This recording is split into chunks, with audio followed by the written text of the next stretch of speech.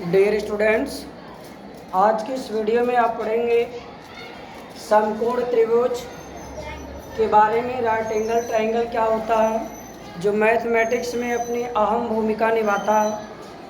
Pythagorean trick हो गया, trigonometry हो गई, और समकोण त्रिभुज पर कुछ बातें भी हैं इसके तीनों भुजाओं से संबंधित। इससे पहले जो हमने अपने थंबनेल पर लगाया है एनसीईआरटी और सीपीसीटी का क्या मतलब होता है, यह भी आप जान लीजिए। देखिए, एनसीईआरटी और सीपीसीटी बहुत ही अच्छी जानकारी है।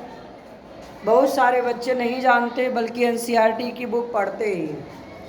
तो NCERT, N means national counselling of education research and training. फिर से सुन लीजिए, NCERT national counselling of education research and training और CPCT corresponding parts of congruent triangle.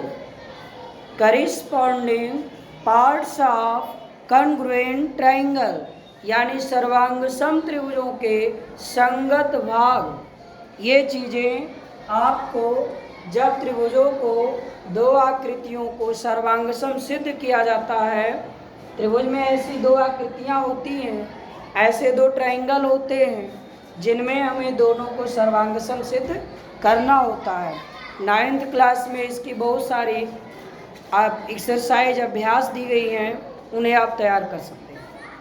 तो आज के वीडियो में आपने एनसीईआरटी और सीपीसीटी का मतलब समझा, और अब आप पढ़ेंगे राइट एंगल ट्रायंगल क्या होता है।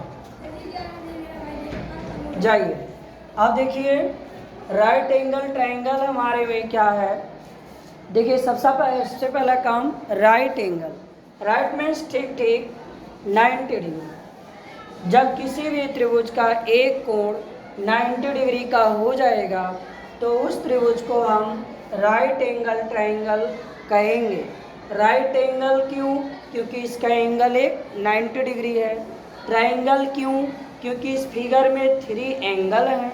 ट्राई मीन्स 3, एंगल मीन्स कोण। जब किसी आकृति में 3 कोण होते हैं तो उस आकृति को ट्रायंगल अर्थात त्रिभुज की संज्ञा दी जाती है। अब राइट एंगल ट्रायंगल आप समझ चुके हैं। तो समकोण त्रिभुज में कुछ चीज़ें होती हैं और उन चीज़ों पर हमें ध्यान देना होता है। जैसे समकोण त्रिभुज में अगर ये 90 डिग्री का एंगल है तो इसके सामने की जो भुजा होती है, ध्यान देंगे, सामने की जो भुजा होती है इसे हम लोग कर्ण कहते हैं, हाइपोटेनस। इसको क्या कहते हैं? कर्ण। और सुन लीजिए, समकोण त्रिभुज में कर्ण जो होती है सबसे बड़ी भुजा होती है। इस कर्ण से बड़ी भुजा ये दोनों अकेले कभी नहीं हो सकती, ये चीज़ ध्यान में। और दूसरी चीज़, किसी भी त्रिभुज का दो भुजाओं का योग सदैव तीसरी भुजा से बड़ा होता है। और न्यून कोण, देखिए अगर ये 90 डिग्री है तो ये दोनों 90 से हमेशा कम होंगे। न्यून कोण के सामने की भुजा जो होती है एल्टीट्यूड यानी लंब होती है। ए के सामने की भुजा क्या है? पीसी। इसको हम लोग लंब यहाँ लिख सकते हैं, परपेंडिकुलर। और जो तीसरी साइड है इसको बेस कहेंगे, आधार। तो इस त्रिभुज में आपने ये 3 चीज़ समझ लिया है।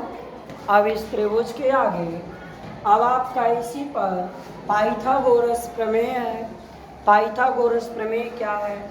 कर्ण का होल स्क्वायर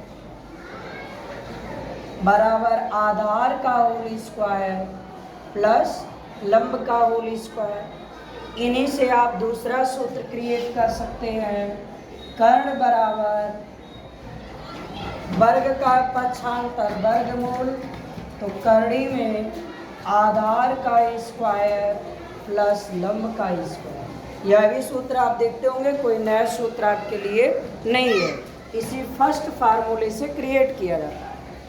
फिर हम अगर आधार की वैल्यू निकालेंगे तो आधार का स्क्वायर बराबर, देखिए लंब कर्ण से माइनस करेगा तो कर्ण का होल स्क्वायर माइनस लंब का होल स्क्वायर, तो आधार का स्क्वायर हम स्क्वायर ट्रांसफर करें तो वर्ग का ट्रांसफर वर्गमूल, तो हो जाएगा कर्ण का होल स्क्वायर माइनस लंब का होल स्क्वायर। ऐसे ही आप यहाँ लंब का होल स्क्वायर बराबर लिखेंगे कर्ण का होल स्क्वायर माइनस आधार का होल स्क्वायर, और लंब बराबर कर्ण का स्क्वायर, कर्णी में कर्ण का स्क्वायर माइनस आधार का स्क्वायर। तो ऐसे तरह इस प्रकार से आप ऐसे फार्मूलों को तैयार कर सकते हैं और इसकी जानकारी बड़े ही अच्छे ढंग से आप प्राप्त कर चुके हैं। यदि आप हमारे यूट्यूब चैनल पर फर्स्ट स्टेप पर अध्ययन कर रहे हैं तो हमारे चैनल को सब्सक्राइब कर लीजिए और बेल आइकन दबा दीजिए, वीडियो को लाइक ज़रूर करें।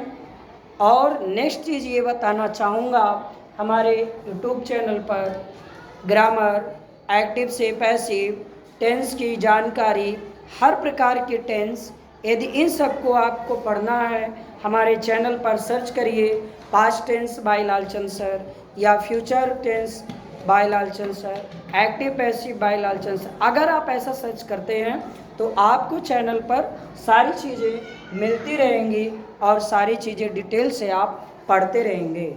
तो इतना जानकारी आज के इस वीडियो में मैंने देना उपयुक्त समझा है।